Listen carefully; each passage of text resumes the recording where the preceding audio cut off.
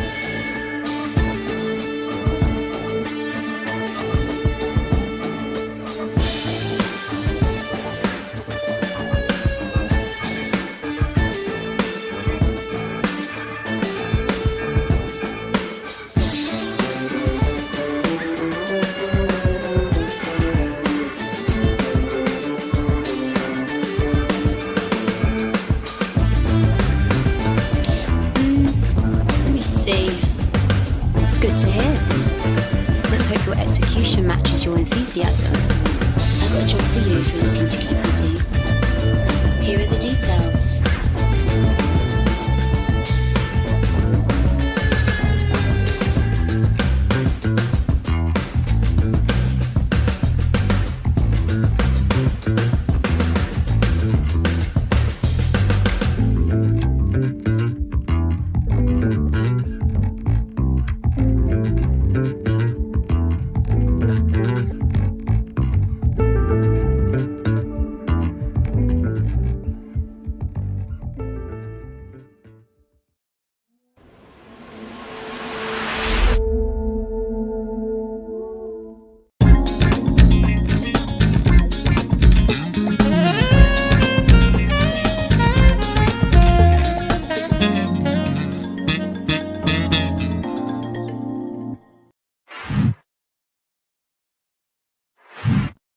Greetings and welcome to another episode of Soul Talk, where we talk to our citizens and members of the community. Today is February 23rd, 2023. How's everybody doing today? I hope everybody's staying warm. I will stay warm because we got a cold front coming up in north to northeast. So I hope everybody's doing well. I just want to say hi to people in the chat. You had a smoke, new soul, Fit Space, Popping Faces. I'm assuming you're in there somewhere. And Voodoo Child and Nomad 1701. Hope you're okay. Yeah, Griffin, I see your message. I'll do that in a moment. Thank you for reminding me. Not much going on this week. I wanted to say greetings and happy Black History Month once again. This will be the last time I'll be saying that this year, because next week we'll have Women's History Month. So I hope everyone is doing well. Remember how cold it was 4 weeks ago? Well, the cold is turning here in Boston tonight and tomorrow. So, Cataclysm, thank you for the subscription. Sup guys, sup fastcart, hey, sup Cataclysm DM. So it'll be 17 tomorrow night and 10 degrees the night after that. And that's in Fahrenheit, if you're wondering, but hope everyone's gonna stay warm. Meanwhile, my friend in Virginia told me it's gonna be 80s today, Fahrenheit today. So I'm like, too bad I'm not traveling this weekend to see my folks. But what can you do, right? Oh yeah, I've actually reset my old phone, my old Samsung phone. But I'm looking for the box to put it in so I can return it for my discount. But hopefully I'll find it, and I have to have it in by the 4th. But my intention is to get it in the mail by Monday, so I'll be getting that discount. It's $550 off. You can ask for a 4-year-old phone, so that's a pretty good deal. My early verdict for the S23 Ultra is pretty great. It's pretty good. I'm having some issues with the internet because I did a firmware update on my router, and it's making me lose connection every few hours. So hopefully I'll be able to get that fixed. But yeah, that's up with me this past week. Hey Dark Knight, hey Citizen Shenanigan. So yeah, let me do my thing. This one I think you'll be able to get. Just remember my past. The whole month I've been doing black superheroes basically. So this one is 2 syllables, and I think you'll be able to get it right off the bat, hopefully. So here we go. Booyah! Everyone should be racing to see who gets that in first. I'm hoping someone will get it right out the bat. So what model phone to give away $550 for? I'm getting a Note 9 actually. Yeah, booyah. Dark Knight. Do you know who it is? Who it is? Oh, let me back people down.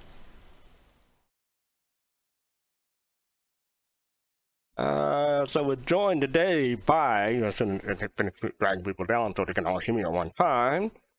Hello. BBG, Baby Like Gaming, Fit Space, Kaizen, and Poppin Space. And let me share my screen real quick so you guys can know what I'm looking at when the time comes. So here we go. Going live. Right. There we go. Thank you. So anyone know who Booyah is from? Well, dude, that is in 1,000 movies, man. Right. I said booyah all the time. Right. That is so vague. Maybe Cyborg, Justice League. Thank you. Someone got it. Someone got it. Okay.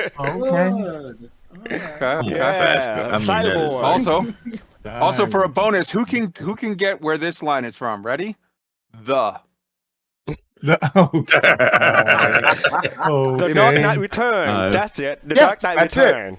Got it one. I am back. Hey, Booty Child, how you doing? All right. So yeah, that was specifically from Justice League, but you know, Cyborg says that everywhere. But that's the last of the Black superheroes for the month of February. And if you notice, I've done all the males. So next month is Women's History Month, so I'll be doing the female superheroes. So check that. I hope you'll look forward to that. All right. So let me guess. The first one is going to be She-Hulk. Black superhero? You said women's well, woman of color. I mean, okay, she is a woman of color, sort of. I'm guessing the first one's gonna be what was that one that Halle Berry was in the X-Men? No, Halle Berry was in X-Men. She was Storm. It's gonna be Storm. Darn it, Kai, stop guessing early. I was gonna do that one. I was gonna do that one. Now I gotta eliminate him. I win a prize. All right, so let's get this show started. Is there anyone going to comment in chat? But click the link below. Hopefully, Griffin or someone will put the link in chat. But we're going to our sneak peek. So last week's sneak peek is the underground is where I want to go, and there you go to see the picture. That looks like it's an MFD of some sort, but I'm not sure what ship or just a terminal to. Is that for? Oh, that's for the Is that fuel? For on the. Can you enlarge? You mean fuel transfer? Is that what you're trying to say? Yeah, the fuel transfer. Is that what that is? So it's temperatures. Look, you see temperatures and RPMs. You've got battery stuff there.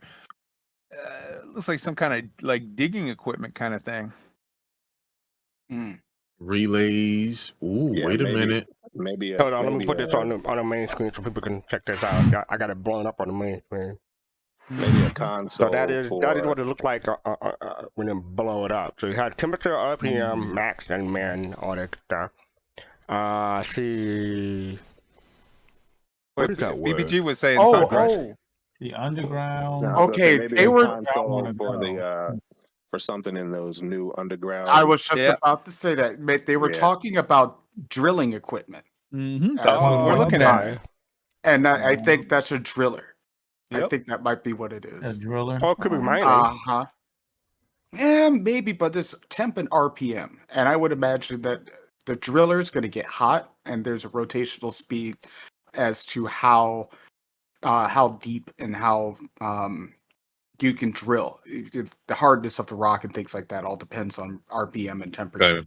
When you take that and you mix it with the underground is where I want to go, it's definitely one of those underground driller jobbies. Absolutely. That's my thought. Okay, so did I miss something here? Are we getting a driller? As for us, but who knows? Well, when they showed those, when they showed like at CitizenCon and whatever, they showed like an in-depth thing at those massive underground complexes or whatever. They had those little tunnel jobbies, and they had some things that now it might have just been set pieces, but they did have things that look like those big whatchamacallit, those boring machine. That's yeah, what they look like the Great Elon spot. Musk tunnel jobbers. Yeah, exactly. And also, in the past, we've seen the Spider, which is like a mining drone type of thing. So it could be, I mean, it might be, I'm not going to say related to that, but you never know. Could be connected to that somehow, but to put it that way. And interesting here, what you're looking at is those are the exact same panels side by side, and somebody's at the left one operating it, and there's nobody at the right one. They're stand up, they're not sit down. It's interesting. Yeah, it's cool. And it looks Argo-ish to me. What do you think, Argo? No, color is not orange, it's yellow. It's orange. No. It's orange. I think it looks Hursted. We'll know more. Exactly. There you go. I think we'll know more in just a few years when Pyro comes out. Don't go there. Oh man. So yeah, that is the sneak peek. The underground is where I want to go, and I guess we'll find out more in the coming weeks or coming months, as the case may be. All right. So up next we have. Oh yeah. So we have SCL from last week. They had the lore team, navigating narrative. That's what they call it. So yeah, that was last week or Friday. I had a whole bunch of people on there for the first half and a whole bunch of people on for the second half. Well, the same people, I think. I don't think they split. But instead of having people in person, they all did Zoom like they used to do. So, yeah. Did anybody get a chance to watch it? It was interesting. I thought that, I think the big takeaway from that SCL was that they said, look, this is a game that is in development. It's not out yet. So, if we have to retcon something, if something in the lore has to change, we're not going to try to. We're going to try to maintain the lore as much as we can. But if, in the end, to suit the game as a whole, we have to change some piece of the pre-existing lore, just be advised, the game is in development. It's not out yet. This is a thing that if we have to, we will do. And I completely agree with that. It makes sense. You can't hold yourself hostage to something that was an idea from 4 years ago, 5 years ago. If the new tech gives new opportunities for better gameplay, everything, the lore, the everything has to be in service of making the best game possible. So if they need to make changes, I think anyone that is inflexible on that and is going to just go nuts on it is being silly. I mean, to give you a counterpoint on that, Death of a Spaceman came out in 2013 as an article. I think it was more of a, it wasn't really a lore piece, but they did turn it into lore. So I think some people are like, well, I mean, why change something if it's not really broken?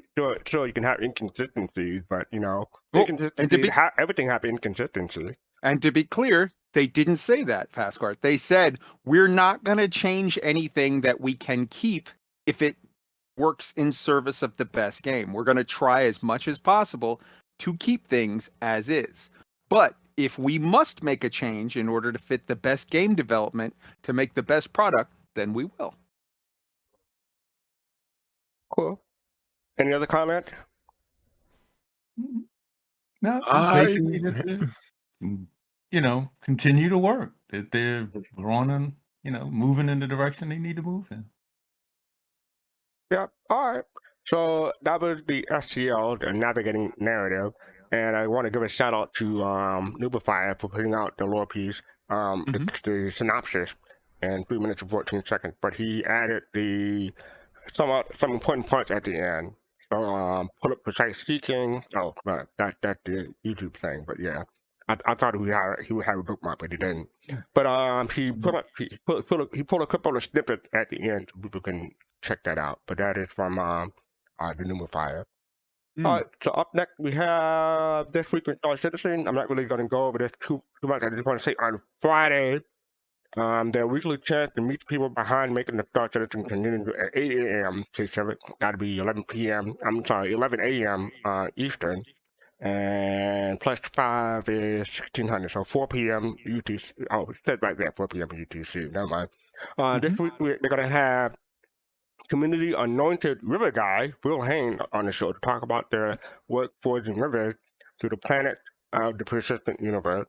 Plus, stay up to date with the weekly RSI newsletter going straight to your news box. So 8 a.m. Pacific, 11 a.m. Eastern, and 4 p.m. UTC is Thursday live. So check that out. Up next, we have the roadmap roundup. I'm going to skip the normal thing that they do on the comlink and go to the Spectrum post instead. Did anyone read this week roadmap? No. Okay, well, I guess I'll go through it. So they have the release view. I'm hearing an echo for someone here, so I might want to fix that if you can. So the following cards have been added to the 318 column on release view: the Scorpius Antares, building, implementing, and balancing RSI EMP and quantum jammer equipped fighter. The Scorpius Antares as a game-ready vehicle. So it sounds like it's already game-ready, and it's going to be released soon. Progress tracker. With this update, they're adding Q1 2023 and Q3 2023 schedules for downstream and upstream teams respectively, with more teams to be added in the subsequent publish. The following deliverables have been added to the progress tracker: new mission salvage contracts with more civilians getting with more civilian access to salvage ship. Contract brokers are offering salvage jobs for derelict and around the Lagrange point around Stanton. These brokers charge a fee for the services, so this will require some buy-in, but the contractors are free to keep any salvage material for resale. Duster Faction Outfit. Developing multiple outfit variants for the Stanton game, the Duster Master Mode, implementing new modes for vehicles to manage their speed, component, and role-specific function. Persistent Hab, previously removed from the USPU schedule. This deliverable returned to the progress tracker with this public. That's all for this week. And I just want to skip ahead before we comment. I'm going to check on some CIG posts. So Jack Capella, he's the he's the roadmap guy. He said the upstream team has 3 quarters to a year on the roadmap. The downstream is just the current quarter, so it's adding Q3 for upstream and Q1 for downstream. For more information, click on that link for the roadmap companion. He made another comment for downstream. B3 4K as Coramor is almost over, and we're just now seeing that because he responded. Jake Capella responded. For downstream team, yes. Upstream teams have had Q1 and Q2 up on progress tracker for 3 months now. This update is the schedule that was made at the end of January. So, they had all that summit and everything, and that's what they came up with. And as we mentioned in the last roundup, some technical issues with the roadmap prevented them from updating then. The Q2 downstream team was added near the end of Q1, beginning of Q2. And you had a couple of more comments. That's why I went with the Spectrum post instead of the normal post, because you got more information. They've added the Tsujico, I guess. They updated the he's just saying that Tsujico is correct. And down below, Noctis said they're looking for an authoritative response if possible. Is new area is only going to allow the co-pilot to have a jammer or an EMP, or will the pilot be able to access both if no one is in the back seat? Jack Capella said they got a full Q&A coming up at the end series when it releases in 318, so nothing before then. A couple of more. Does the persistent have mean persistent hangers, and although the same thing now have ever been? And they are separate deliverables according to Jake Capella. A few more.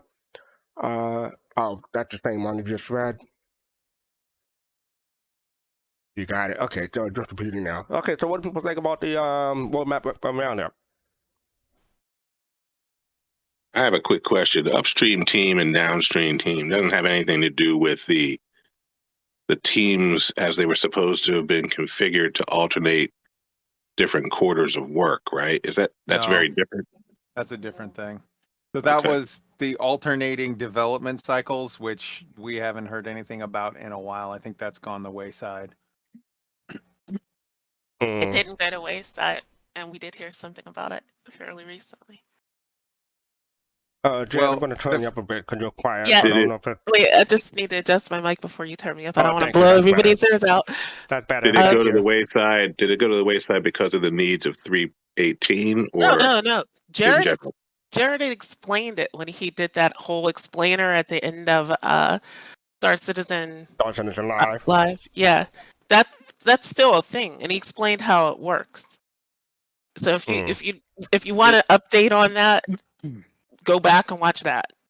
I would counter that if it was a thing that was working properly, then delays in 317 wouldn't have pushed 318. Delays in 318 wouldn't push 319. They're clearly not operating independently as was originally envisioned. No, that has to do with the naming. 318 should have been 317.2.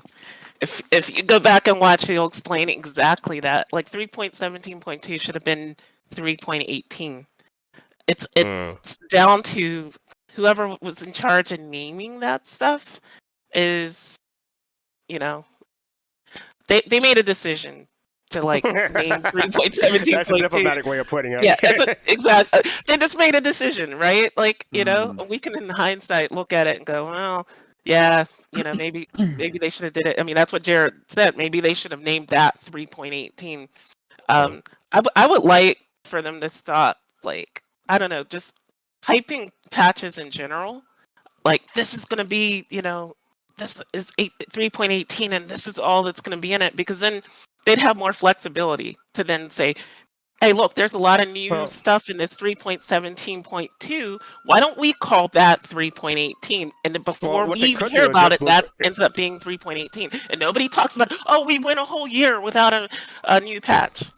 What they could do is just move away from the numbering convention and go to name convention, like EVE Online and Elite Dangerous do, like Horizon. But they run out of names eventually, I think. Please, God, don't take lessons from Elite Dangerous. No, but I do like that idea. But I think there would be a lot of people in the community that would hate it. The numbers are easier. Yeah. All right. So yeah, that is the roadmap roundup for this week. Up next we have I have a couple of quite a few questions from Spectrum and something from Twitter. But we'll take this one by one, see if anyone has any comments. If anyone has any comments, just stop me and let me know. But this one is from Tyron. How long did it take for the PT? How long did it take to build a client for a PTU release? And A Brown at CIG says, "Hi, I can't offer a answer as it's not my area of the company, but I can say that the build itself typically takes 1 and 2 hours to complete. We create dozens of builds per day in various streams, with a few of them being in the public release stream. However, the build also needs testing, which can take hours or even days, depending on the number and type of changes since the last build. And then it needs publishing to the website server, which is where my knowledge ends. That is from Ali Brown, Senior Director of Graphic and Procedural Tech. So that's how long it takes the client to build for a PTU release. Any comments about that? I just decided to pick that because I thought it gives insight about what CIG does during the patch cycle. Yeah, seems pretty standard. Yeah. Okay. So yeah, I thought every day we get new people, and some people may not know this stuff. Like if anyone who's a long time backer, they may know this, but some people coming in may not understand how especially open development, they can just ask these questions and get answers. So I think that's cool. Yeah. That's what I like about that forum. I wish more people would ask questions in there instead of in general, and because I think the devs look at the Ask the Devs forum, I think, a bit more. Okay, so I'm going to summarize this one. So why do unrelated things break when something new is added? You get that question a lot, especially as the years goes by. I'm not going to read the whole thing, but this is from Ripley. I'm going to highlight this part down in the middle. So things that broke in 317.5 now broke in 318. Elevators, tram, maglev goes off the rail and follows its own line through terrain and ASAP. This is longer than that, but those are some of the things that Ripley highlighted. And A. Brown again. They think that elevators broke in 317. Well, never maybe played this any is the new earlier player. patches. Maybe this is the new player. But from A. Brown, CIG says, "Hi, the unfortunate reality is that there's no simple answer to this. Some of the posts above hit the right point, but for the most part, changes don't break completely unrelated systems, so this can happen too, more on this below. And more often, it's the sheer volume of changes to hundreds of systems that causes the complex mixture of bugs which we see between each release. When we get close to release, we massively limit the number of changes going in, and this is when we see consistent results and more predictable fixes and breakage. But for the random breakage, these can happen for many reasons. Race conditions are a common one. A relies on B, but A takes longer, and B has a bug where it can't cope with this, but went undetected till now. Another common cause is change to a low-level system where dozens of game pieces are affected in ways that aren't always predictable by the author, largely because the dependent system can have bugs or be misusing the low-level system. There are many more cases, but that's a few. Ali Brown, Senior Director of Graphics and Procedural Tech. So yeah, that people always wonder why does everything break between patches. This is give you some insight. A few insights. So yeah, any comments for that one? Let me add to that. PES right now, you can take 317 and 318, and you can't really compare or take the bugs the same. So what I'm saying is, say the elevator's broken, elevator's working in 317 right now. But then you go into 318 and it's not working. There might be a million reasons for why it's not working. And that's a lot of pertaining to a lot of new things that were added to this game over the last 3, 4, 5 months when they were trying to get PES in. That's a massive, massive step. And that's a bunch of rewritten code underneath. There's going to be bugs. Lots of them. Plus, this is a big game. This is a big game. Is a big game. How many gigabytes is it up to now? 50, I want to say. And and even that being a big game, but it's just like I could see this question being a lot more valid between 316 and 317. Why isn't it's the same code base. So I can understand why that would be a question. Why is it breaking in 317 when it was working just fine in 316 and all you added was, what did they add? I can't remember what they added in 316. But yeah, so I mean, that's all they added. I can understand that being a problem. But between 317 and 318, I think we're just going to experience bugs on such a different level. And that's why they're holding it in PTU. It's work these bugs out as best we can. And can you imagine what it's going to be like when 4.0 actually comes into the picture? Well, actually, 4.0, I don't think is going to be the problem if they're only going to do Pyro system and not push too hard. They're going to do more than that. They're going to do more than that. Well, they are, but it's all in my opinion. Code base, and that's the thing. It's all of the same code base now. So 4.0 is still on this new code base, which it should make it easier. I think the hurdle is going to be figuring out how to allow you to go from Pyro to Stanton and vice versa. I think that's the hard part. Okay. Yeah, I'm actually shocked there's not more stuff broken in 3.18. Really? Yes. Serious. I'm dead serious. I believe you. It's funny when I hear you say it, though. Somebody who saw all the bugs, they've done really well to clean it up. That's all I'm gonna say. The Scavenger 676 320 will fix anything. Fix everything. No, I think you mean 420. I think you mean 420. Right, well, sure. Not there yet. Oh, Jesus. I think the short answer to why is it that things break whenever they come up with a new version of it is because that's what happens with the development of every piece of software, including every video game you've ever played. Everything. You just don't normally see it. Shoot, on the simplest level, me adding some CSS to a website will break the website. Everyone who's played any MMO ever, so when you play a game that's in active development, when you play an MMO or a live service game, you know, people say, don't play on patch day, or this, that, and the other, because the new WoW, the new Final Fantasy 14, the new anything comes out, and the first week everything is broken, and then they have to fix it all again. You know, that's standard. And that's something within the past 20 years, because people can download a day one patch. Back in the olden days, when they used to release on CD-ROMs and floppy disks and DVDs, they had what they had was called a going gold, which means that everything is for in production, it's going to release to the public, and they send out the code to be burned to DVDs and CD-ROM. And you know, back then there was no day one fix. What they had was it. So. Can you imagine getting all 88 gigabytes of Star Citizen onto some DVD-ROMs? It'll be at least a two-sided Blu-ray disc by then, hopefully. Yeah.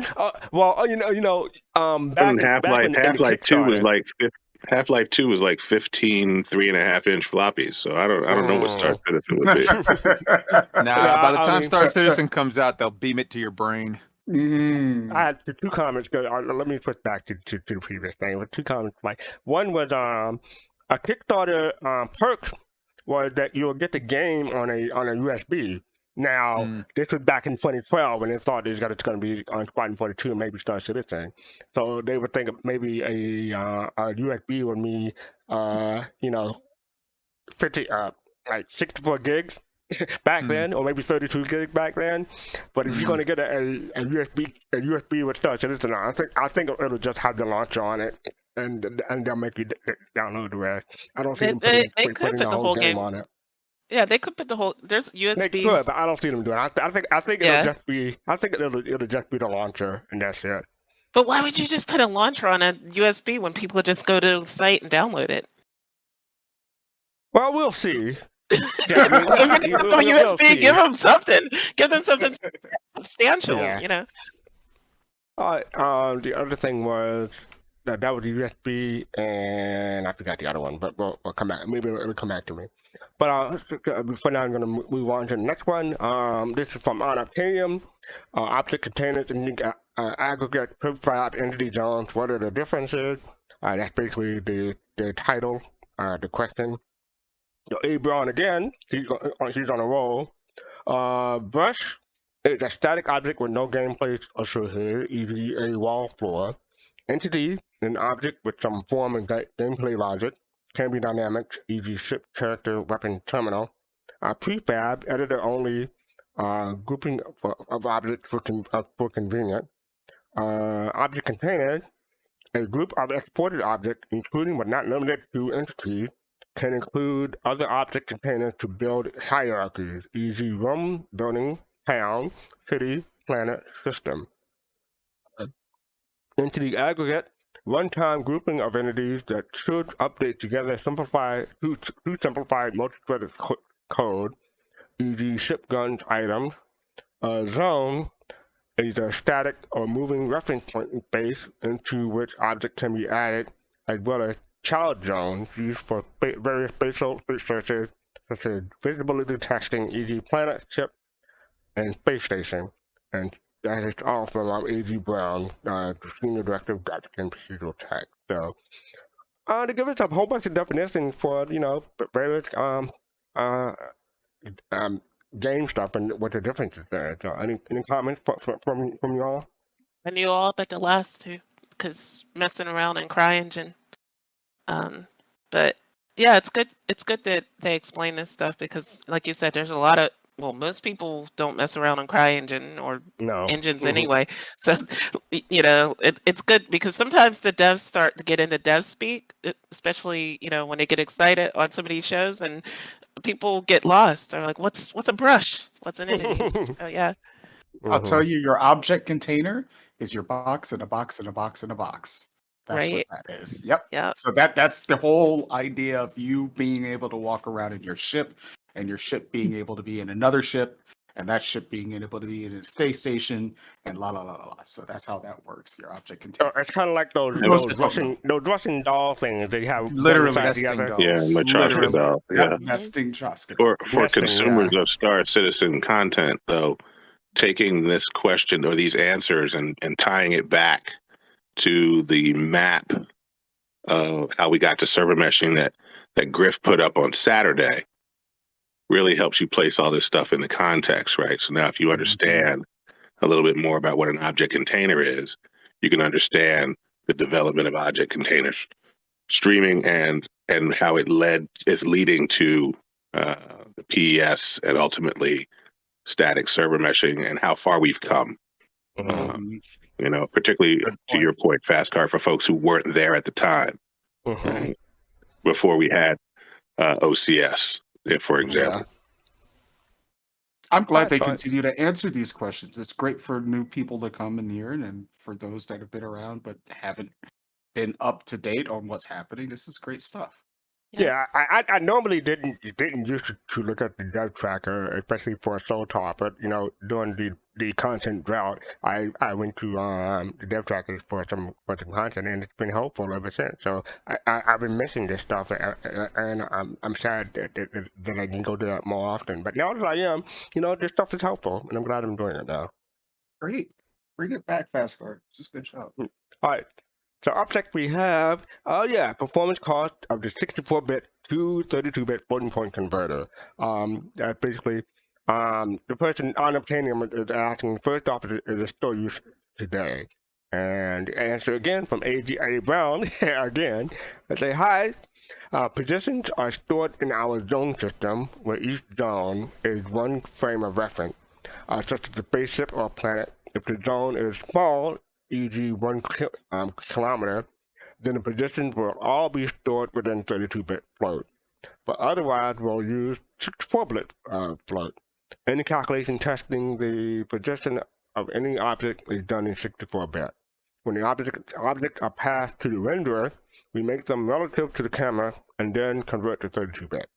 This is fine because 32-bit has a lot of accuracy near zero, near the camera, and the precision reduction in the distance is roughly proportional to the reducing the size of the object, and thus never a problem, even with extreme zoom.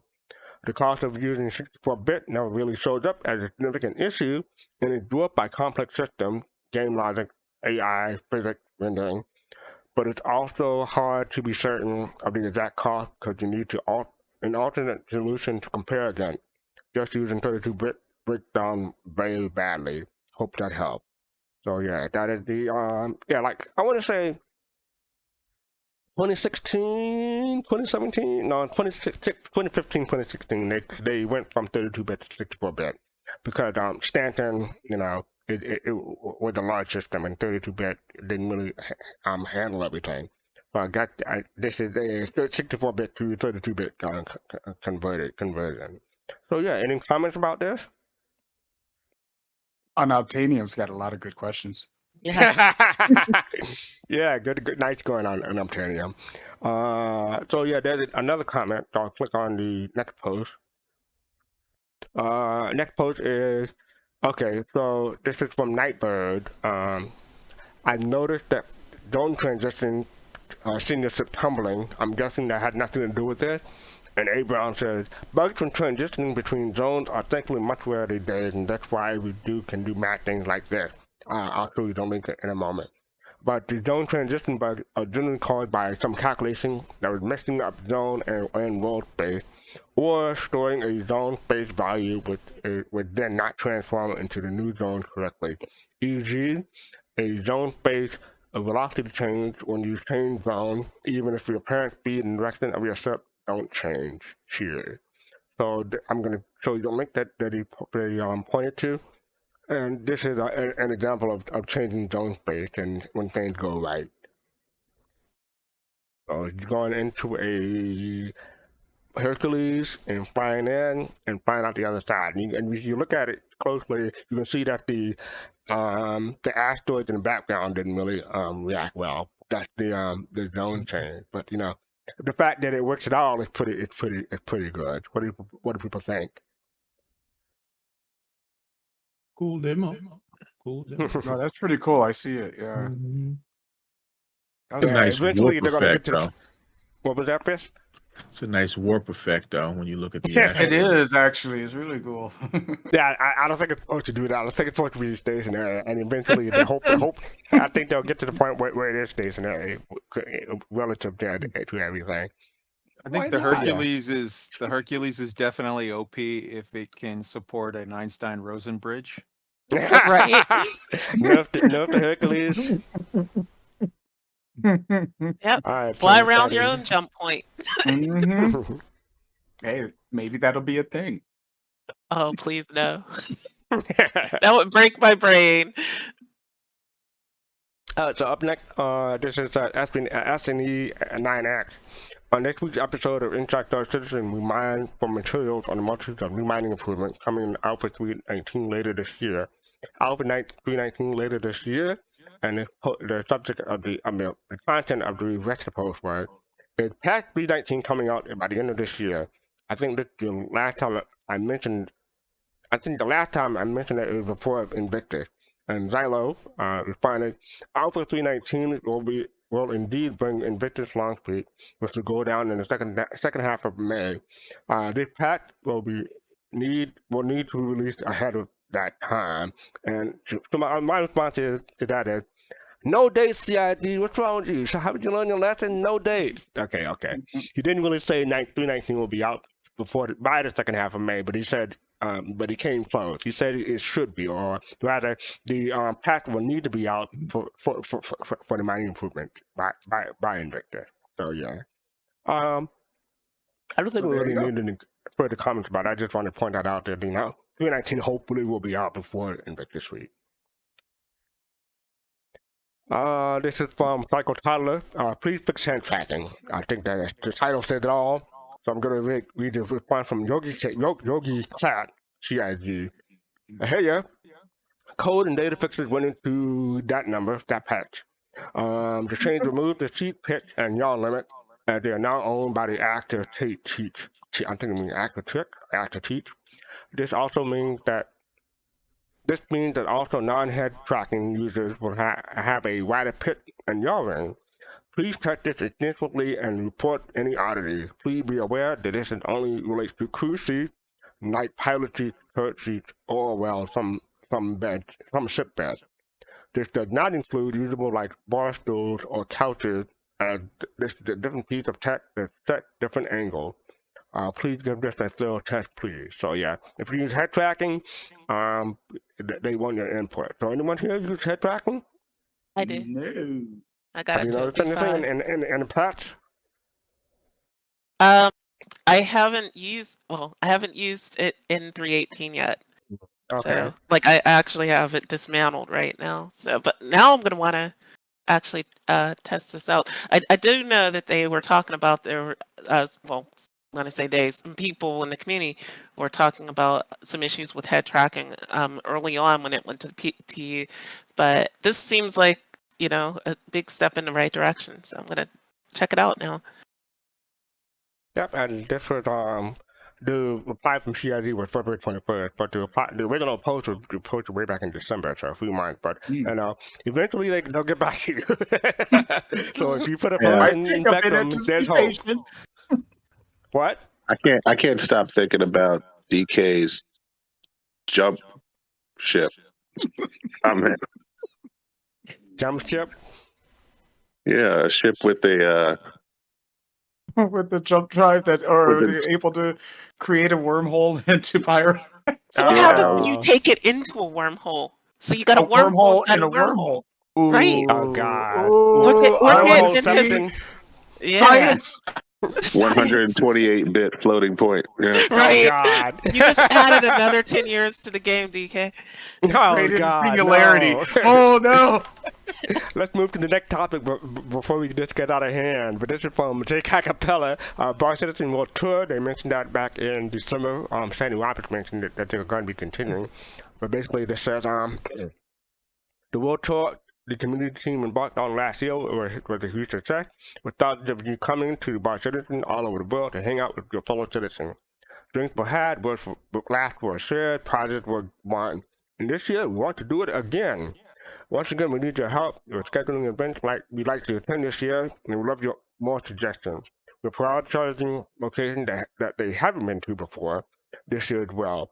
As always, the better turnout, the better opportunities we have to interact with all of you. We want to see as many of you as possible, so the bigger the better. If you're organizing a Bar Citizen in your area, let us know as early as possible to give us time to travel, set up travel, and accommodations for their team. Once they get a few events in order, we'll post a new Bar Citizen tour link with the details for each event. Thanks everyone that's really got their Bar Citizen. So yeah. Like I said in post, they're prioritizing places that they haven't been to before, but I'm sure there'll be some overlap from last year. If you get anyone want to organize a Bar Citizen? What was that, DK? Put it together. I was going to say, if you get a chance to go to a Bar Citizen, do it. Yeah, because they went to you can help Chicago, organize one. And you were there. And it was a great time. Griff was there. Ross was there. He's in chat. We had a great turnout. It was so much fun, and it was an really good experience to meet a lot of the people in the community, and then some of the members of CIG came down, got to meet Jake, and it was really cool. So if you get a chance to do it, go do it. Yeah, it was a good vibe, Ross. It was a really good vibe. Not mentioned here, there's going to be a new in-game item. If you recall, last year they gave away Banu cubes. Yep. Right. Cubes. Yeah, there's going to be a new one for this year, so you won't want to miss that. Oh yeah. Cool. Yep. So that is the Bar Citizen World Tour 2023. Up next, we have the winner of the Coramor screenshot contest. So let me go ahead and scroll down below. Go down again. Okay, here it is. So please join me in congratulating our winners. First place was Green Taco. Second place was XT third place was Plaid Matar. So we're going to take a look at the winners. So that I believe that is first place. Kyle, I'm echoing through your microphone again. But Oh, yeah, I'm sorry. I'll turn it down. thank you. So yeah, that is first place. What do people think? So Good. cool. Our community is so creative. Yeah, I believe that's an asteroid that they're mining into, put a heart into it. That is first place. This is second place from XDI. Oh, I like this one. That's my cool. favorite. That's cool. That's cool. I like that. Yeah. Very cool. That is second place. Congratulations. And this is third place. In my opinion, I think this one should have been first place. That's my opinion. I disagree. Number It's easy to two. do that. Number 2 is number 1. Number 2 is I like number 1. number two. And I this definitely like should be number 2. That's rightfully third place because Yeah. literally that's a half hour's worth of work versus Yeah, the right. other one. Yeah. That costs a lot of credits. I feel like if I could do it, it's not where it needs to be. Amen to that. I hear definitely. you. Yeah, but the thing is, not only that's a half hour work, that's a half hour plus making sure, hoping that no one else will come by and mess it up. Because there's always somebody that want to kick down your sandcastle. Well, you can you just log in at the I can find a server that hardly anybody's on. Usually, I pick a place on the opposite side of the world where everybody's asleep. Nobody's gonna bother you. Here's a question for you. Can you carry all that in one go? I don't think so on your person. No, but you don't have to there. You That's don't the have other to, thing, right? right? Like right. if this was out in the middle of Daymar, I would have rated it higher because you'd have to put them all on a ship, take them out one by one. Literally, you can just buy these in the store in Kelto, put it in buy it to your local inventory, and then just take them out of your local inventory, drop them, and then arrange them. So I'm not throwing shade on it. It's still really creative and cool. great. It rightfully got third place in my opinion. But that costs a lot of credits. That's a lot of credits worth of work. I So spent first like place- 2,000 credits. So first place got an RSI Scorpius with LTI. Second place got a Heartseeker with LTI. And third place got a Cyclone MT with LTI. So congratulations to the winners of the Coramor screenshot contest. All well deserved. Very well. And this is, I think I covered this last week. This is a follow-up, an update to it. The Red Festival envelope still being distributed. Freya, this is from yesterday, posted yesterday. Just to keep y'all in the loop, distribution is still going on. So your envelope may still be in route. Thanks everyone for your patience. So yeah, there's a lot of people. There's like, I'm going to say 4 million account. So yeah, they're still coming. So if you haven't gotten yours, please be patient. Just got my second one on Sunday. I got one that I didn't really participate, so I'm happy with just one. This will be our weekly patch note update. So this is about the on-site launcher. They were on 1.6.4, now on 1.6.5. And they fixed corrected an issue with the telemetry. I don't know if anyone's familiar with the telemetry. I started a few weeks ago, but that's where they keep all the information about what people are running to play Star Citizen and what to recommend, how close you are in relation to the recommended spec, and it's really handy. I should have put that in here, but I didn't think about it. But yeah, there's a new on-site launcher, so if you haven't installed that or updated, go ahead and get that. Like this week, telemetry. And this week there were not 1, not 2, not 3, but 4 patch notes update. This is from February 20th, and they had I'm just gonna go to the scan through the known issues and compare them, to the others. But I go through these quickly. Bug fixes included a multi-vehicle binding, reset to SCM binding, set vehicle speed to 80% of the vehicle's top speed instead of the vehicle's max SCM speed. Technical, they will fix 2 server crashes and fix a server deadlock, so that's pretty good. And that was on the 20th. Up next, this is on the 21st, so this is the next day. I had a similar testing focus, but the known issues are about the same. But the bug fixes they had for that day, they fixed the location. The player is unable to call an elevator from hangar interior. Fixed actor head tracking rotation, and pits are constrained. That was the previous that we discussed. Fixed rest stop R&R and Mike L1 design transition location. Players are unable to call elevators from the rest stop refinery. That's not, but they fixed it. Fixed the multi-vehicle mining. Mining UI to it is small, low resolution, and hard to read, so they fixed that. And technical, they fixed 1 client crash and fixed 3 server crashes. And this is from yesterday, patch note, and I believe the tech focus was similar. It looks like to me the known issues have gone down by a line or 2, but I have plenty of bug fixes. They fixed a crash handler. If the client crashes, it does not prompt a crash handler for the player. Fixed the ASOP terminal claiming a registered ship for the first time. The delivery timer will be incorrect. This causes a error message to appear. Fixed mining. Ship mining laser. Mineable rock below 1K mass at 0% energy level. Continue to fill up charge level. New Babbage transit. Players unable to enter the loop train. Location. Player unable to call elevators from rest stop refinery. And another location. Players unable to call elevators from hangar interior. And fixed automatic helmet respiratory tube is unattached. That makes it look weird. Fixed an exploit. Insurance economy ASOP. Plane rental ship become functional identical to own player ship. Technical. Fixed 1 client crash, 6 server crashes. And this came out today. I didn't check as of, like 3 hours ago. But yeah, so this is the most current patch note. It came out today.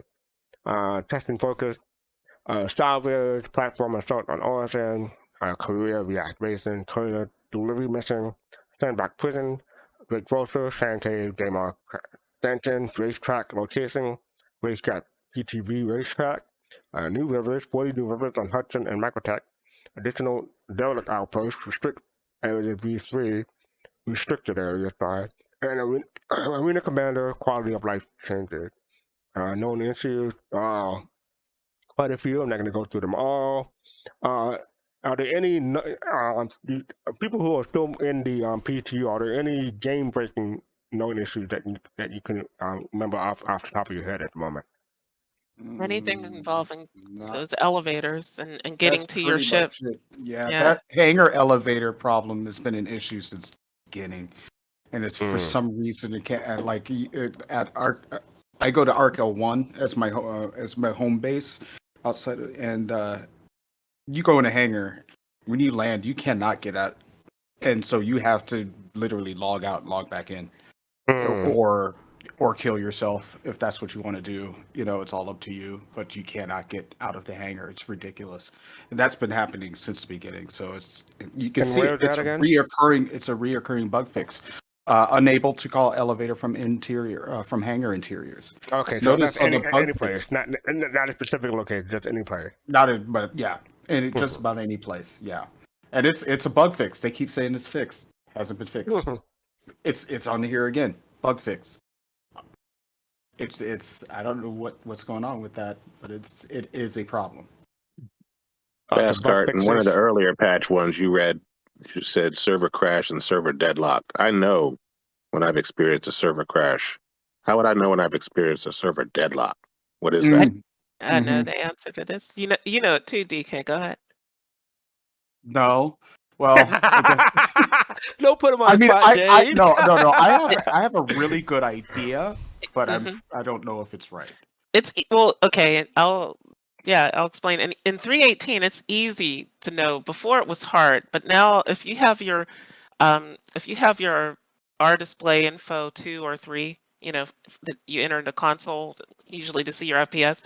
There's a line in there that has BWin. BWIN. Yep. Okay. If that goes to 0.0, That's a deadlock. That's a deadlock. Server's done. If it doesn't 30K, that's a deadlock. If it 30K, it's a crash. It's a crash. Yeah. That's exactly it. So if you keep that R display up, no, he just forgot. Well, like I said, Jade made it, put it into explanation. I knew what it was because I watched a BWin all the time, and when it goes to 0, I'm like, server's dead. One of the things go ahead. No, I was gonna say what we would people in the server would see that go down, and everybody knew because everybody had it on. And next thing you see is a whole bunch of 07s in the chat. Yeah, that's what I was gonna say. It's interesting watching people that are used to it going down to 0 and that immediately being a 30K. And in 3.18, you had people shouting 30K, and the server stays up, deadlocked, or it recovers from it. Right? I've had that happen. Yeah. Yes, that's so weird. And everybody left the server, so it's clean. Yep. It's okay.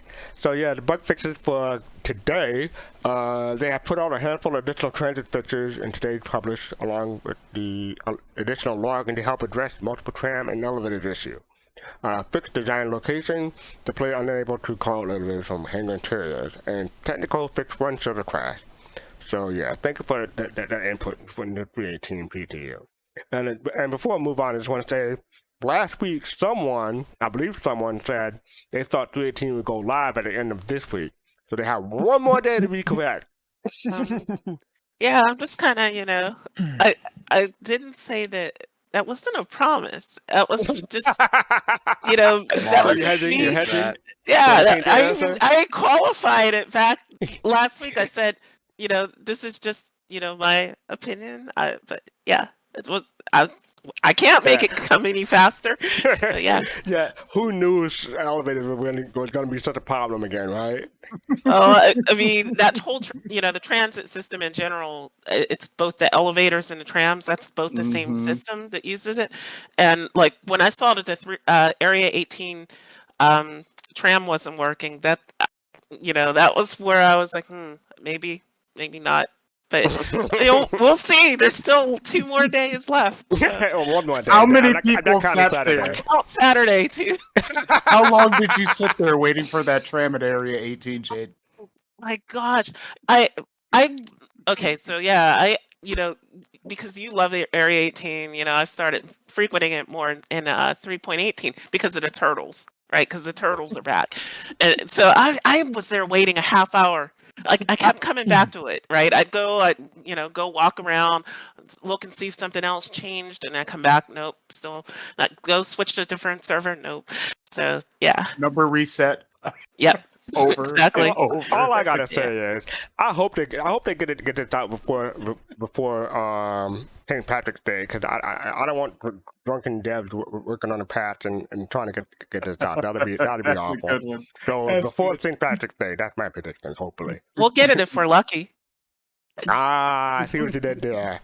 So up next we have, so this is from the official CIG, the official RSI Twitter account. C18 is loaded with new technologies, content to experience within the verse. Check out this compilation from 6 Coach SC, highlighting many of the upcoming features. So I'm going to click on this real quick, and people, I guess I could click on the link, but I'll do this for now. But this is the stuff that's coming in 3.18. We can talk over this while this is going on. So what are most people looking forward to in 3.18 when it actually goes live? The racetrack, obviously. I like the racetrack idea. For me, The buggy race is so much fun. just persistence, being able to build up a stash of things That is the big in a place. Yeah. Yeah.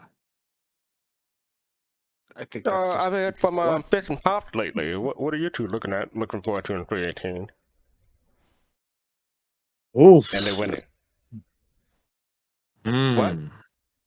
I don't know, bro. I mean, I guess I've been really busy, so I can't really say if I'm being able to play really 3.18. That's right. the thing. I'm focused on salvage and locations. New locations, new things to see, new rivers, new stuff. Yeah, I'm looking forward to some of the rivers. If anybody wants to go diving to into that salvage loop, I want to see what that salvage loop is really like. Mm. Oh, I would love to get together with everybody and just do a big, massive salvage mining operation just to see what happens. That would be so cool. Yeah. So yeah, those are some of the things that look forward to in 3.18. Thank you for Shitcoat SC for highlighting that. Cool. Up next we have, have you participated in a SIP meetup before? Last weekend, Saber Raven Club organized their quarterly meetup, which is looking quite impressive. I see what they did down. I think that was written by Jake. I'm pretty sure that was written by Jake. But yeah, so they have a Saber Raven meetup. They've done this before, and I think they highlighted it in a YouTube video. But yeah, this is the latest one. So that's a whole bunch of Saber Ravens and a pilot. And then you have the EMP going off. So yeah, I think that's pretty cool. I'm looking forward to a bad investment meetup when it comes out. I'm gonna try to organize that when it happens. Can you imagine? I mean, they had a yacht club, obviously, but can you imagine a Hull E meetup? A Hull E meetup. I want to see that. So, I want to see an Idris meetup What without was them that? railgunning each other. No. Yeah. This is a bad idea. I get that reference. Yeah, but that is a Saber Raven Club meetup. We're looking forward to more. And if you have a SIP out there, try to organize a meetup. Like-minded individuals. I think that'd be cool. Maybe you'll be featured on the RSI Twitter account. We're all waiting for that gladiator meetup. I think that'd be a huge operation. Like maybe you can't really fit that many people on one server. All the people who have Gladiator. So up next we have, you're about to leave Spaceport when suddenly you find yourself in the midst of random plushie pals. What is your next move? 1. Add to the plushie pal. 2. Take from the plushie pal. 3. Reorganize the plushie pal. 4 other X-Men. So I want people to give what number you would do for the plushy pal you will encounter. Tell me in chat. Anyone here? What would you do if you encounter a plushy pal? Gotta do 2 and 1. 2 and 1? Yeah, so Take you from it take, and but add? you leave. Right, you add 1, but you take 1. I'm gonna do number 3 because I'm just gonna be ornery because somebody is gonna have OCD about how they laid that out, and I'm gonna break it. Okay, I'll jump in. Uh-huh. So I'm gonna say number 4. I'm going to kick it, all of them, and scream at the top of my lungs and say, "Who put this here? Okay, come clean it up." Thank you for that. I appreciate that.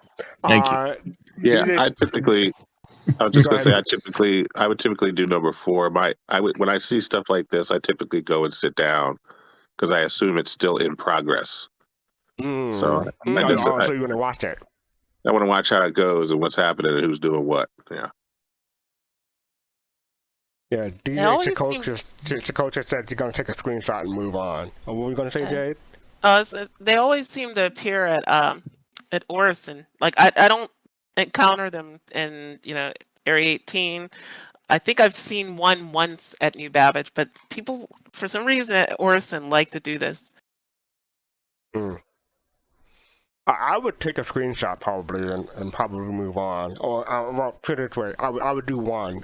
No, I'm sorry, I would do 2. I would take 1 plushy pal because plushies are cool. I would take 1. But see, my thing is, this right here shows me that all of you guys are not sympathetic to janitorial or custodial workers in this game.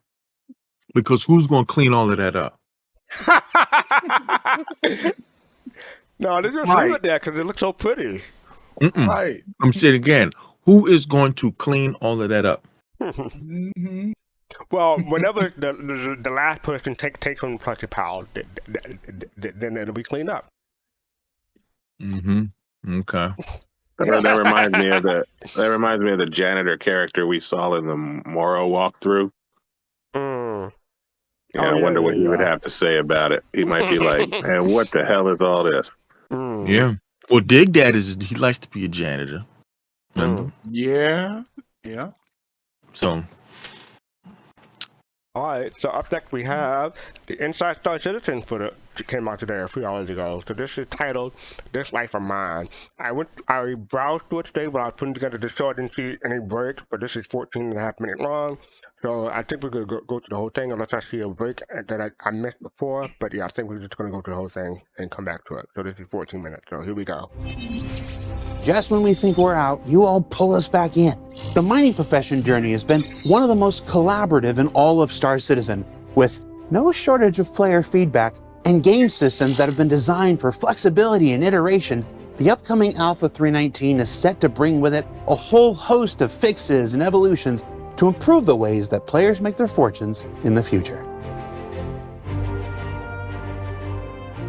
Yeah, so the last time we said that we don't do anything about mining anymore and we leave it at rest. I think it was even when we introduced the mining gadget, so it was quite a while ago.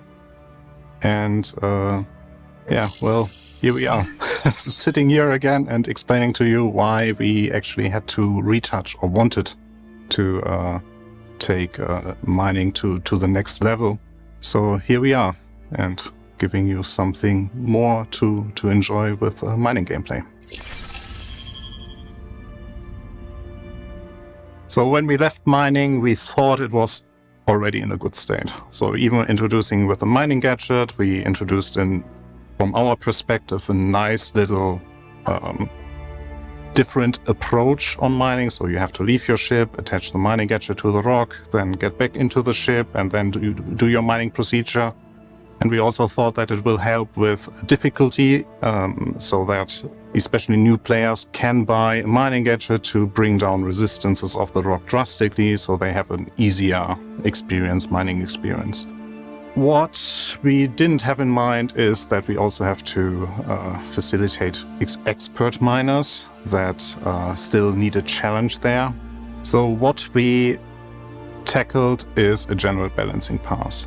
That is, we adjusted all the items, all mineable heads, all mining heads, all sub-items that you attach to the mining head, the mining gadgets, everything now has different values.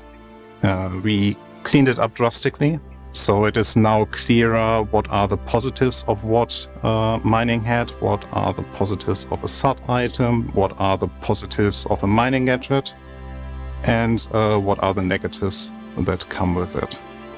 And this is more important now because we also touched the minables themselves. So all the minables that you find now have different values in terms of their resistance, in terms of their instability. So what we try to do is match certain mining heads with certain materials or resources that you find. So you will have mining heads that go better with, for example, aluminum, and others that might go better with iron. And this directly leads to the next thing. So we introduced finally iron, and iron is a ship exclusive mineable for now. We also introduced some new resources like Genelite. Genelite is exclusively found in caves, and it's only mineable with FPS. And the reason why we wanted to introduce that is that, like, from the data that we gather from all of you playing, is no one uses FPS mining as a game mechanic outside of the prison. So we wanted to make it more attractive to players to use a multi-tool with a mining attachment other than just having it attached because you found it. So right now we want you to try out the new caves, find the new mineable, and I can guarantee you that it is really profitable to bring that with you. It's not as profitable as the mining as a profession, because if it's your day-to-day job, but it's like a nice golden nugget that you can find on your exploration tool. So next time you are in the caves, better bring a mining attachment with your multi-tool. We additionally cleaned up the way that resources are distributed throughout Stanton. And this is because we want to make resource gathering future-proof. With the introduction of crafting that will come further down the road, with this first implementation with the hull scraping gameplay, so you already got a glimpse of it. But what is important there is that we get a better control of where to find certain materials. And also, from our perspective, it's more interesting for players to know where they have to go to find certain material types. So what we did is we defined standard materials and quality or like rarity-based materials. Standard materials are something like copper, like iron, like something that you know from real life is used in basically every item that you find around. And those have distinct locations now within Stanton. For example, aluminum you can only find around Crusader, where copper you can only find around Microtech, which, so as a disclaimer, this can change during our development, but just to give you an idea that we now have distinct location where you can find these defined standard materials. That doesn't mean that you cannot find the standard materials elsewhere. There are chances of you finding them elsewhere, especially asteroid belts get more attractive because they have a more diverse spectrum of materials. But on the planet side, like you know from Earth, we just have very distinct locations where you can find those rare earths. And what we also introduced is that each of the standard material always have certain more rare or rarer materials associated with them. So this gives you a glimpse of where we are going, where our intention is to have star systems with exclusive materials that you need for your crafting. So you have to travel to a certain star system to get the material that you need for whatever item you would like to create.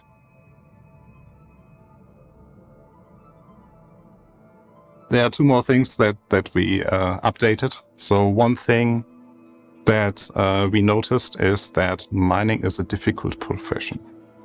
And we want to make the obstacle less threatening for new players. And that means that we improved our mining UI a little. The old mining UI was one of the most developed UIs in the game. It was one of the most readable already, but we discovered some improvements we could add to it to make it more enjoyable to the players. But we had like some slight issues with, you could say, clutter, basically, with the center part of the screen with too many elements flashing. So for the next update, we moved some elements together. For example, we moved the mining throttle next to the power charge of the asteroid, since those two elements are semantically related. We've added a range bar to the left with all the ranges you need to keep in mind, like scanning, blast radius, and mining range of your head. We shuffled less relevant UI elements to the bottom of the screen to clear up space on the center part and on what you are looking at. We've also changed the display of scanning to make it less disruptive to the mining experience, and we've improved a little on a bunch of things like color and element positions within each card of the screen to make it more readable. So now it is easier for you to see what distance you have to keep from the rock, what dangers you encounter on the rock, how your mining head actually is set up right now, and all the parameters that you need to know if the rock that you are targeting is actually mineable. For that, we even added a little helper that basically tells you, hey, it is very doable, it's an easy mining approach, it's a challenging mining approach, or it's an impossible one. Because now there will be impossible one. And this is where our last change for this update comes in, which is multi-crew mining. We thought that the size of the rocks and the power it required for multiplayer mining was sufficient, but especially with the mining gadgets, you could bring down the resistance so much that like multi-crew mining wasn't as needed anymore as we actually intended. And that's the benefit of having a game in a live environment where you, as the community, create videos, create reviews, post like comments on the spectrum that you are basically not as satisfied with the gameplay as you would like to be. And this is now our opportunity, and we saw the need in it to make it even more future-proof for all the upcoming systems. So we wanted to encourage players using the mole in a cooperative environment. And what we think lore-wise was that what makes sense and was an easy win for us was that because you are sharing one system, one computer on your mole, you basically have a way to synchronize your mining lasers. And by that, you get the benefit while sitting in a mole to decrease the instability of the targeted rock drastically. So if you compare this with a prospector hitting the same rock with, like if you have 3 prospectors hitting the same rock, you will get a punishment basically in terms of instability. So we wanted to make sure that it's still solvable. If you are an expert miner, you can counter the instability there. But it's more effort that you have to put into it compared to a mole, where with you have a high instability rock and you have 2 friends or 3 friends, you better pick your mole over the 3 prospectors, because you will have an easier mining experience picking the mole. And there's one more thing that ties in with the difficulty or increase of difficulty that we intended with this update, and that basically brings us back to the resources and the update that we did for the resources. Something we didn't have before, but we will now introduce, is that each resource composition will have an effect on the weight or on the mass of the mineable. So that means there are certain materials that are heavier and therefore harder to crack. So you definitely need to bring friends to be able to crack the stone with the super dense materials comparison to resources that are less dense and are more porous. So you will have an easier life or easier mining approach with them. This will not make single-player mining worthless. It will make it more interesting, for sure. Because, like we also will update a little bit of the trading, so it is even more valuable, or you get more profit out of even the less the less rare materials because of the redistribution of the resources. Suddenly there is a demand at the other side of the universe for aluminum, for example. So you might wonder when this update will be available to you. And I have some good news. So you might have seen the content that we put in this video already. So it is already in a playable state for us, but not only that. Right now we are on a good track to have it inside or have it part of the next major release after our 3.18 patch. We are very confident that it will be in 3.19. So, what did we learn this week? Well, we learned that resources are being redistributed throughout the Stanton system and include new additions to vehicle and FPS minables. That the UI continues to evolve and improve the player experience. And that balancing changes to everything from heads to consumables to gadgets and to the resources themselves means that Alpha 3.19 will bring a thoroughly updated experience to miners when it arrives later this year. Now, as for Alpha 3.18, it's available to all players now in OpenPTU, so don't miss your chance to get in there and bang on the pipes, as it were, to help us get things to a live release. For Inside Star Citizen, I'm Jared Huckabee. We'll see you all here next week.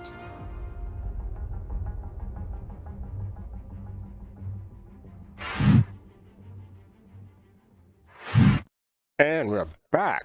So yeah, that was a pretty long and in-depth episode about mining. I think we're going to order. Dark Knight, if you're there, unmute please, and tell me what you think. Okay, there we go. My mouse broke. I think that's really cool. I mean, I'm glad to see that they're ever evolving a trade. I wish they would work on the trade I want to work on, but the thing is that as they develop this and fix out kinks and readjust and things like that, it just gives me more hope that, or positive that they're going to take those kinds of that, or make that kind of effort in passenger transport position, in profession. So but I liked so many of these ideas that they've got in redistributing and balancing and things like that with when it relates to mining. I like the idea that some of those rarer items are going to be even more valuable, even if it's hand mineable. I think that's really cool. I'm interested to see how much it's actually worth. And then even some of the lesser items, like they said, like iron or aluminum or something like that, will have some value to it, for even people that just want to go mine and don't know exactly what they're looking for, but they just want to, get their hands dirty and experience it at least, and maybe make profit, enough profit to do something. It's not going to be as much as if you get like Hadnite or something like that, or Quantanium, but it could be a very valuable resource. I like the new changes, especially multi-crew mining. That's going to be awesome. That people can now take a mole and actually make real profit. That's going to be cool. We'll see how it runs. Where's our miners? But before we continue, I just want to say that BBG, Big Rock Gaming, and Kai Zen had to step out. So we are looking for more people who want to talk about Star Citizen this week. So if you want to drop in, click on the link below, and join us for this conversation. Fitzface, what do you thought about this week's Odyssey? What are your thoughts? I thought it was pretty good. It's mining is my first profession in this game. It's my moneymaker. So when I look at it from a standpoint of what he was talking about, materials being in specific locations, and especially when he spoke about being in specific systems, it not only made me think of the logistics of things, but also wars. Because one thing I've learned from other MMOs, that whenever you have a specific item of material or something like that that is of value, that is designated to a specific location and folks find out about it, that generates PvP. So it's one of those things that, that I do see, that I'm not saying it's not a bad thing, but it's going to drive conflict within the game. Which, hey, for those salvages, it's gonna be on point. So, hey, that'll be my second option. My second, excuse me, it might be my second profession. So, what is your ship or hand tool of choice when it comes to mining face-to-face? Wait, say that one more time. What is your ship of choice when it comes to mining? What ship do you use? Oh, well, I'm Orion. I told you. The Orion. Okay. So, and I'm guessing the Reclaimer is going to be a salvager? Well, I mean, I'm not going to limit myself to just a Reclaimer. I mean, Okay. Right. Now listen, I mean, I'm quite sure when hopefully they get that elevator fixed, it'll be all good. But don't get me wrong, man. She is that Reclaimer is a beast. Them shields ain't no joke. I mean, shout out to Griff for that time, and his piloting skills. And that sucker took by about good 3 to 4 missiles. So something. All right, then cool. All right, Jade, what are your thoughts about this week's ISC? Okay, so I have many. I was hoping you would stop it halfway between, because this, believe it or not, is packed with a lot of information. I do love that they're making the hand minables hopefully more valuable. It sounds like they are. And it'll give people an excuse to go into the new sand caves, even though there's no missions in them yet. And I don't know if there will be in 3.19, but assuming there aren't, there'll actually be a reason to go in there, because I've been in a bunch of them, and they have a lot of hand minables. But like you said, right now there's really no reason to do it. So hopefully they buff that. A few things were said here that in passing that it's almost like they buried the lead. There's further confirmation that mining is going to feed into crafting. We didn't have that confirmation. We've all imagined it, right? But we never heard it from an actual dev that was what their intent was. We saw that salvage, at least with the tier 0 crafting we've got now, in the Reclaimer and the Vulture, we see that feeds it. But now they're talking about mining feeding it. So that's one of the things that stuck out to me. Also, it sounds like they're gonna give some cargo running a slight buff too. Even though this episode was about mining, it touches on a couple of other things. So that's the positive. Now I'm gonna take issue with something, and that is this idea that you go to one planet and that's the place that you get iron. Literally one of the most common things in the universe, right? There shouldn't be any difference between Microtech, Hurston, any of these terrestrial planets, because terrestrial planets all have similar composition. Well, Mars isn't vastly different than Earth. It's made up of the same stuff, right? So you're not gonna go to Mars and there's an element that is different than Earth. You might have different minerals, but I would caution them against doing it this way. Instead, let me push Go back ahead. a little bit on that one, because even though we have all these planets instanting currently, these some of these planets won't be instanting when the game actually goes It doesn't live. matter.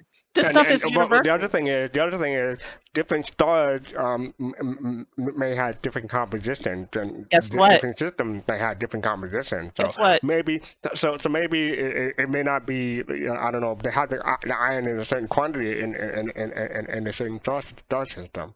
Everything that you see in the universe comes from the depths of stars. Literally, Right.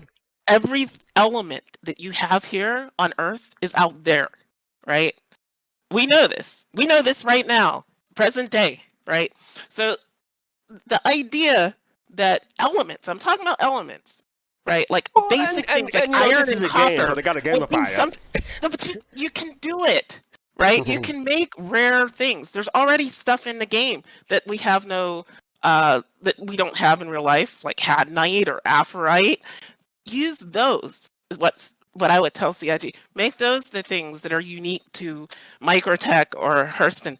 But iron, copper, these things that we're already really familiar with, and most people that are sci-fi geeks, science geeks know Mars is a terrestrial planet. It's got iron. You can even see it. That's why it's red. Like, it's not like CIG's done a great job at not going down the trope of this is the ice world, this is the desert world, right? Yeah. There's all these different biomes, and it seems almost like this is counter to that idea.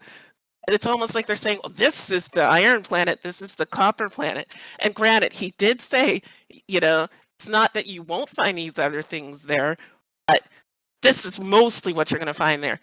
And I would just say they need to change that to aphrite, hadonite, and these rarer items that are of higher value, and then leave the common ones be common. All right. Well, we'll see. This, like they said, this is a system in progress. So maybe they'll change as time goes along. I don't think though. They have to gamify it, and I can see. You can do it without dumbing it down to the point where people have to suspend disbelief that iron suddenly is only available on Microtech or in one star system, when in reality most people know that's not the case. Well, hey, this is 2953, so maybe all the iron has been mined out somehow. I don't know. That doesn't do it. Nice try there. All right. So, Pop, how about you? What are your thoughts? Oh man, it was kind of good revisiting the FPS part, because obviously that was the first place we started doing that, going into caves. Oh man, it's been years since we have done that type of mining.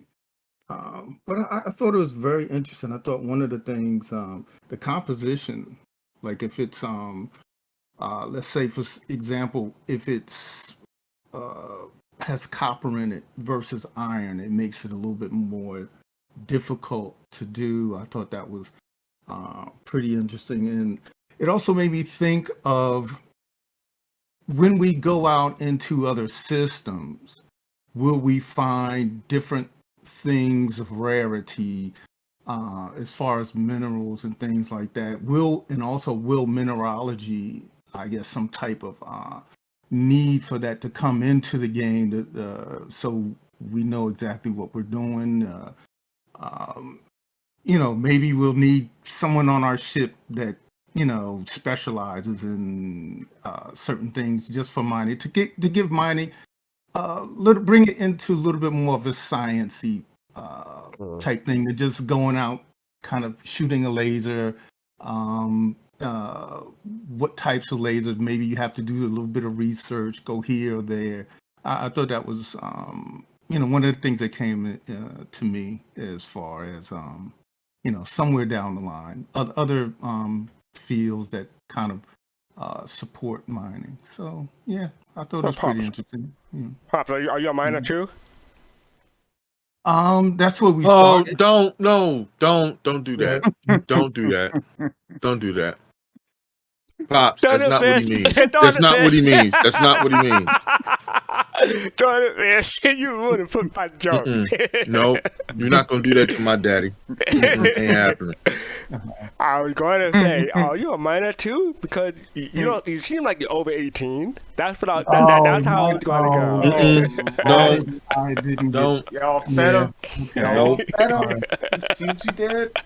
See, you didn't ban me. You didn't ban me. By the way, we do have new Eclipse stuff.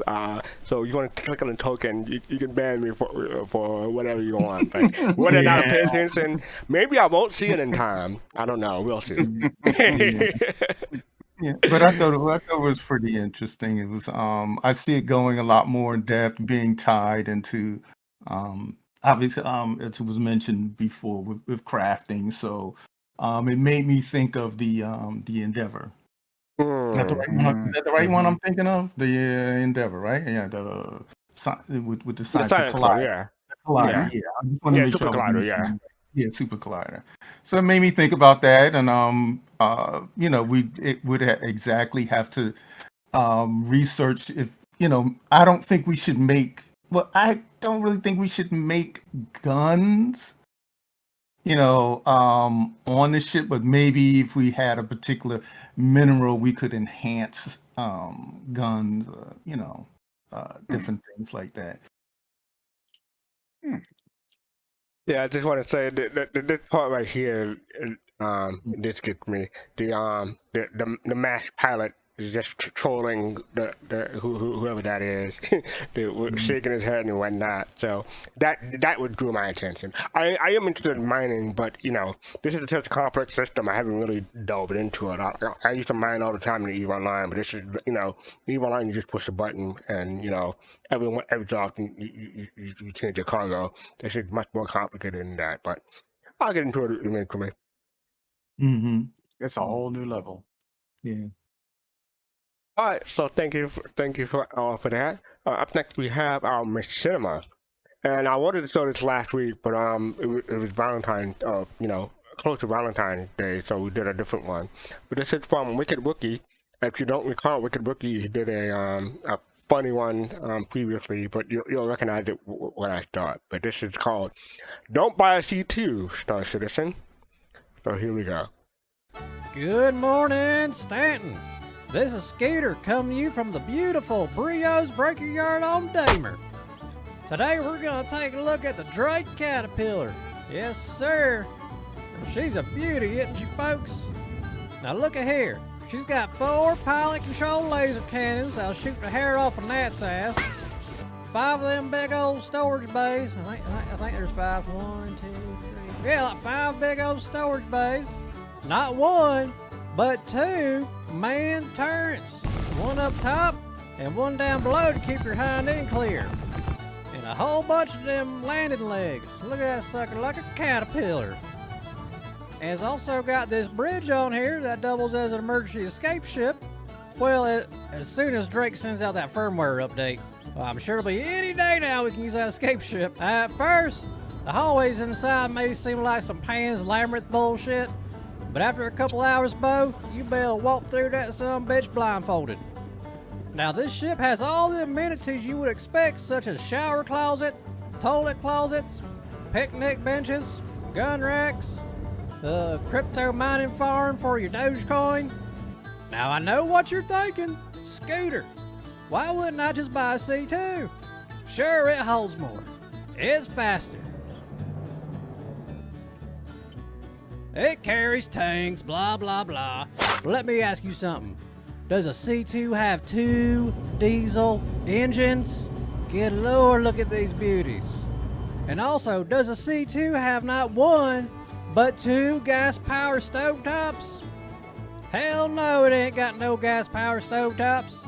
Let me tell you something. When you're space chugging from Stanton to Pyro, them granola bars ain't gonna cut it. You're gonna want you some deep beer battered fish. Yes, sir. Just don't get those fish from the Hurston Oceans, or you will be spending that trip in the closet toilet, if you know what I mean. And of course, there's plenty of support stations for maintaining all the important ship functions.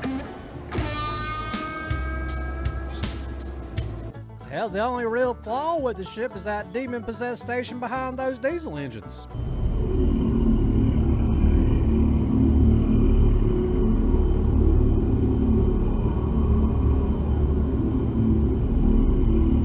So just be careful with that.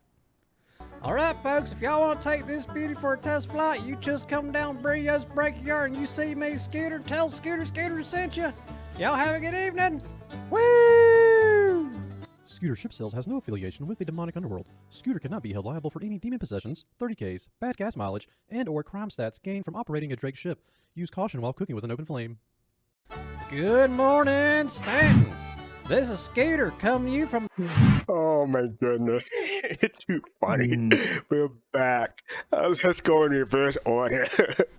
Pops, what are your thoughts? Yeah. Where do you start, right? Yeah, I really don't know where to start. With Skeeter. Yeah, I love a good hillbilly humor. Would that be appropriate to say it like that? I guess so. Let me ask you this: Did this convince you to buy a Caterpillar instead of a C2? No. Why not? He actually, because I can't count to 5. How about that? Oh, okay. You can't count to 5. Oh, okay. Yeah, that's I can't count to 5 like you can. Yeah. And I thought what is it? It's not really the escape. The little ship on the side of that was for racing, which I thought was a weird combination. Is that incorrect? The little pod on the side. Oh, the thing, the escape thing. Yeah. For racing. I mean, you can use it for racing, but it's not for racing. No. Specifically Yeah, used you can for use it for racing because it's pretty fast. Oh, okay. I thought that was a strange combination of. No, it just happened to be fast. Just happened to be fast. Okay. Mm-hmm. All right. All right. So Jade, what are your thoughts? I'm glad I muted my mic because I was laughing too hard. So first of all, this just I think this convinced more people not to get a Caterpillar. Yeah.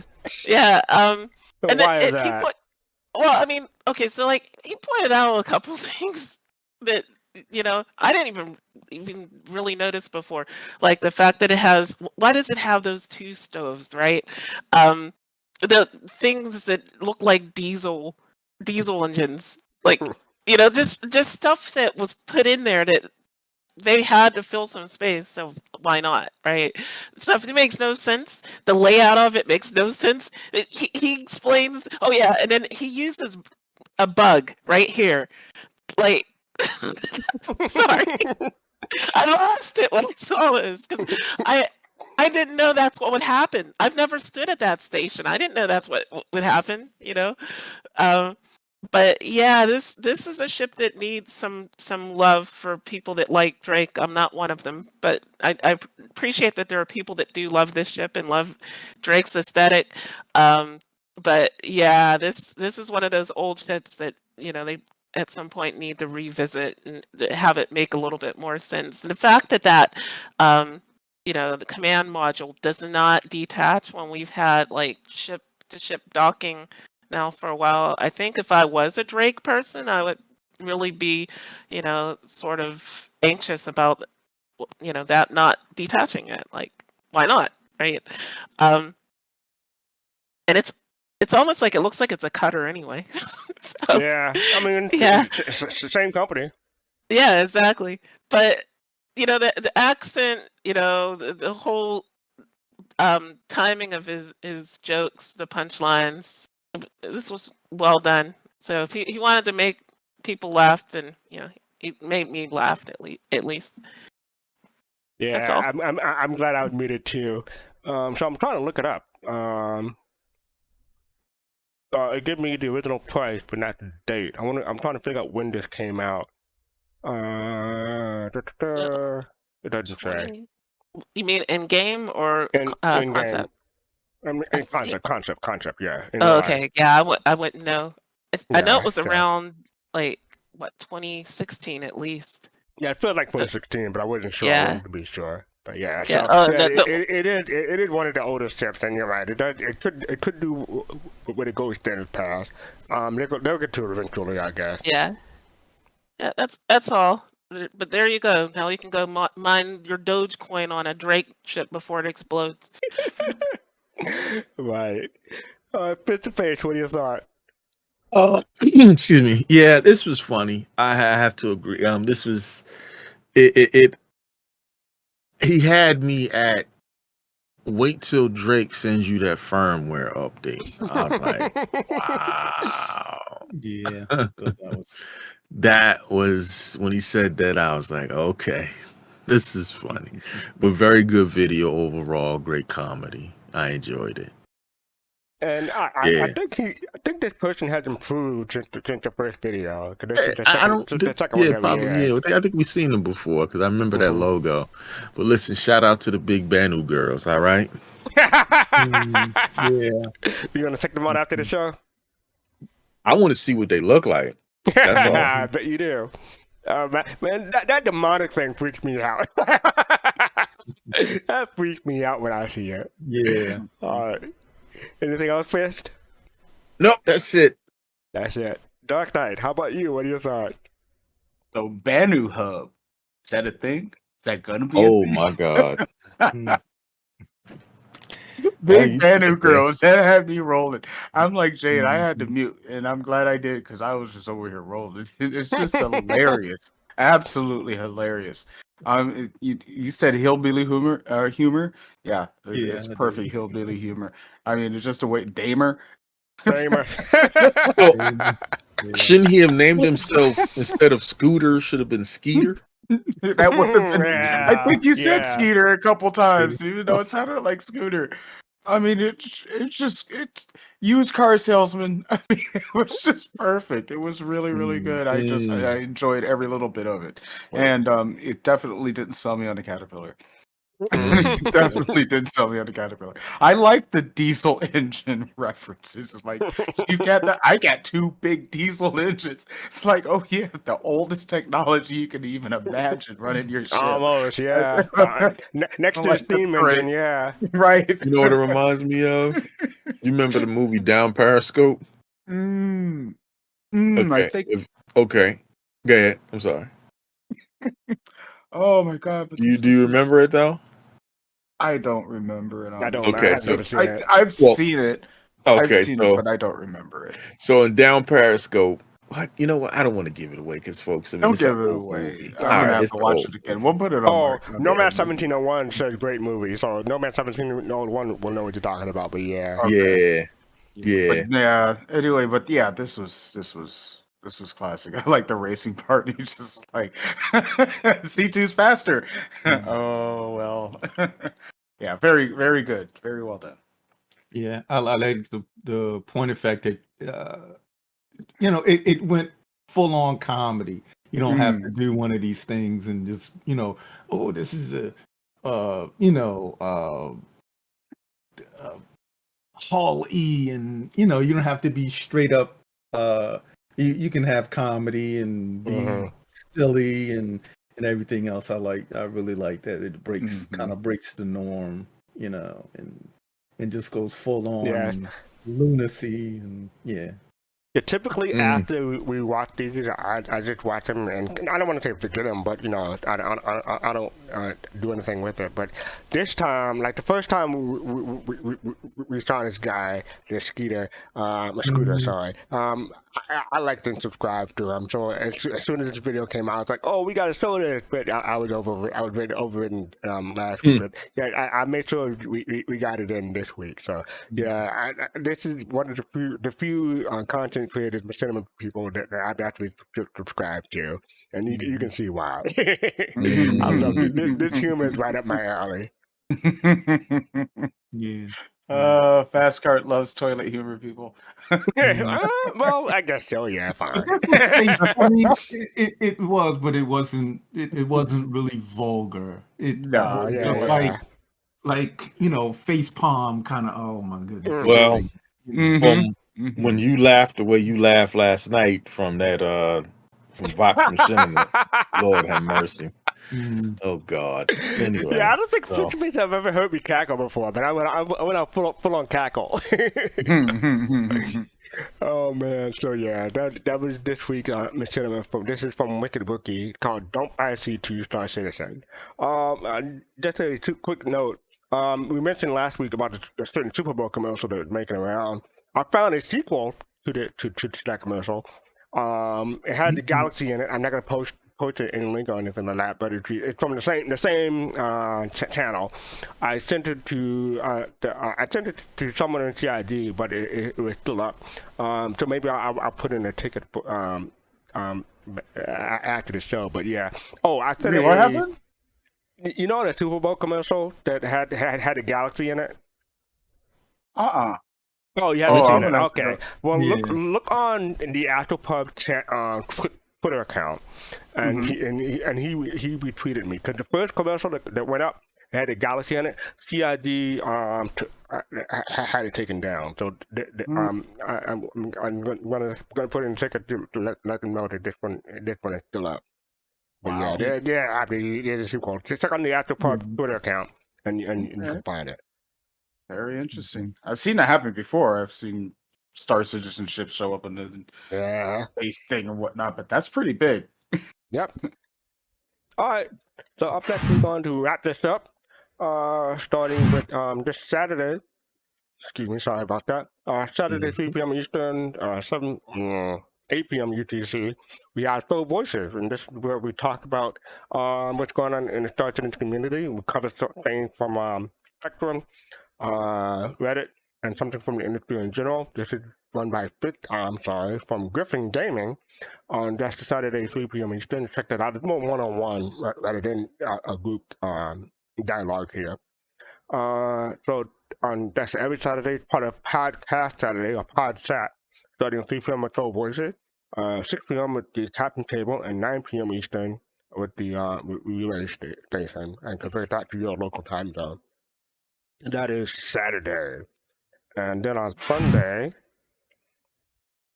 we have Making Modularity. That is Sunday show, 8 p.m. Eastern, 2 a.m. UTC. We're going to talk about modularity in Star Citizen, Caterpillar, Galaxy, Retaliator, etc. And it should be a good show. We have special guests coming on. We're going to have Starjump Grim and Digital Masters. He's coming back. So I guess they're both coming back. They've both been on before. So yeah, that is Saturday, 8 p.m. Eastern. So come on to that, and that should be a fun night. Oh yeah, I have Flight to Rhythm. I did that last week. That's on Mixcloud. So check out the People's Radio Twitter account. You want to check that out. And yeah, I'm going to head out and watch some Big Banner Girl after that. But if you want to become a soul bro, soul sister, soulmate, membership have its privileges. Click the join button down below on YouTube. I want to say thank you for everyone for joining us. BBG, Big Black Gaming, and Kaizen, they had to step up, but thank you for joining us before. I want to say thank you to Dark Knight, Fix Face, Jade, and Patent Face for joining me, and Griffin for putting in the link tonight. Appreciate it. Thank you. If you want to follow us on social media, with Soul Citizen, Twitter, @ everywhere. If you want to support us, join our Patreon or buy merchandise, click the link below. Hit like, subscribe, and follow, depending on what platform you are, and hit notifications. I got to add that. Notifications help too. And I want to say, that's it. We're going to be rating Biffy Joe Bob, so tell them hi from Soul Citizen. And with that, thank you, everybody, and peace, love, and soul. Bye-bye, people.